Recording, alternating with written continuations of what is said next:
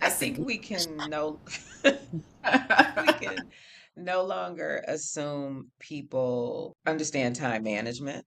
I hmm think we can no longer assume people understand how to interact with coworkers. And I hate to do that because I was the queen of we're gonna stop blaming COVID for everything.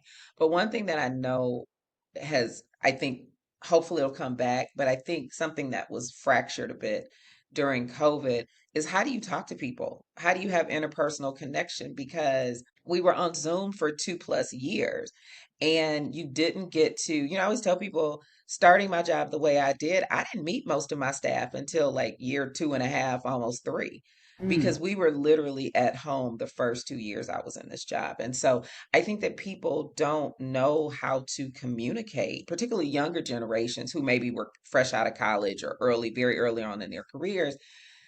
That 2 year gap, I think, took a lot from us. And so interpersonal communication, uh, writing, depending on how old you are, I mean, yeah, we don't have the little pink slip with the message pad on it anymore. But guess what? If we do have it, I'm gonna need you to know how to fill it out. What if this phone system goes down?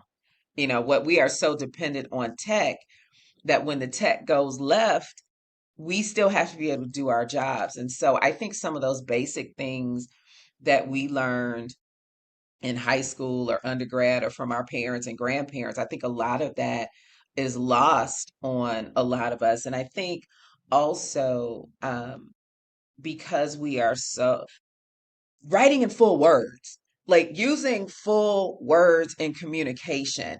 Because if I'm on another Zoom call or Teams call and somebody has to step away and they type BRB, I'm sorry, what? Yes, I know that means be right back, but I'm going to need you to go on and type those little words. Promise you I didn't print. Yeah. I'm the nerd of us too, so I promise you I didn't But know that.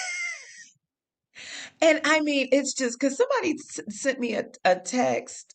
No, a note. We were on a call. We were on a Teams call or Zoom call, something, and it was like this national committee that I'm on, and I saw all these like IRL something something something, and I was just like, we're just not using the words anymore. Like, where the word did the words leave?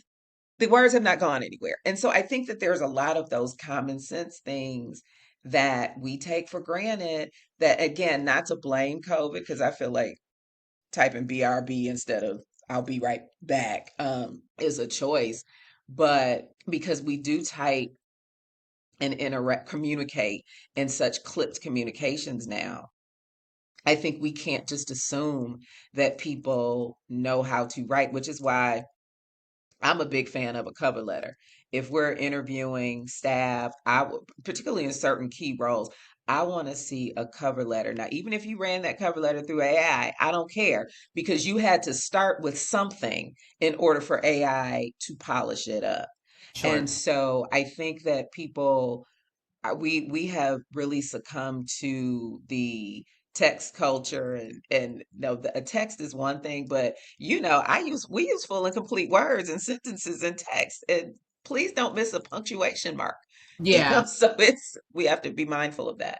I would agree. I have absolutely observed that in different environments, and it is very, very common and pretty pervasive, which is unfortunate because again, people are making those decisions. So if that is how Wendy notoriously communicates, although I know that she is a brilliant person and has a full understanding of her specialty, whatever that is, I can't then trust that when I put her in a different space that she will then, Exactly. yeah, how to employ those necessary communication skills in those full sentences. But it goes back to when I love you mentioned the tech piece and AI and running it through the cover letter. But here's the piece that I think people miss is that there's that so much, again, the dependency on the technology.